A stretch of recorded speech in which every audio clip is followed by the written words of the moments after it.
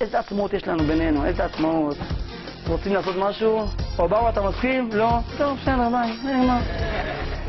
איזה עצמאות יש לך? אמיתי! מה זה להיות יהודי? יהודי זה לא אומר שאם אתה שם דגל על האוטו אתה יהודי. שם דגל, אח שלי, מה קרה לך אתה? יש כאלה מחמרים, ישראל וארצות הברית צד שני. אז חייבים לדעת. יש הלכות, סליחה. להיות יהודי זה לא לעמוד דקה דומיה לזכר הנופלים. זה לא יהודי. תשכח מזה, אל תבנה על זה. האדם שעומד דקה זה לא יהודי. יהודי זה אחד שעומד דין כבר וקורא תהילים.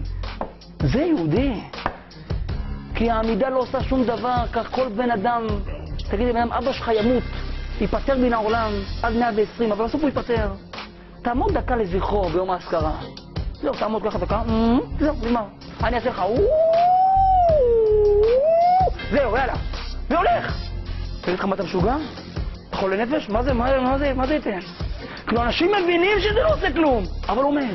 ואיך הוא מקיים את ההלכה בידור, מוריד את הראש למטה, ככה עומד זקוף, כולו מרוכז מתוך ההזקה. ואסור להסתכל, אסור לסתות, אסור. חד שלום, כן, לשם ייחוד יש בהתחלה. ואיך הוא מקיים את המצווה. יהודי זה לא אחד שהולך לטיילת עם פטיש, דופק אנשים בראש, דנג, דנג, דנג, דנג, כמו טמבל. זה לא יהודי. הולך קונה שלג לבן, ספרי לבן. כמו טמבל. זה לא יהודי, זה חולה נפש. זה גויים, זה כל המנהגים האלה של גויים. הכל זה גויים. לא הרב, אנחנו הולכים לראות זיקוקים כפרה. יזקקו אותך, עוד חכה. איזה זיקוקים! אנשים חיים בדמיונות. אני אומר, חיים בדמיונות, זיקוקים. אל תלך להופעות. אין לך מה לעשות שם. במיוחד בת בצניעות, גבר, מה יש לך לעשות שם משהו, ורק תדגום בעיניים. אמיתי, אתה פוגם בעיניים, אתה הורס את עצמך רוחנית, הורס את עצמך. למה?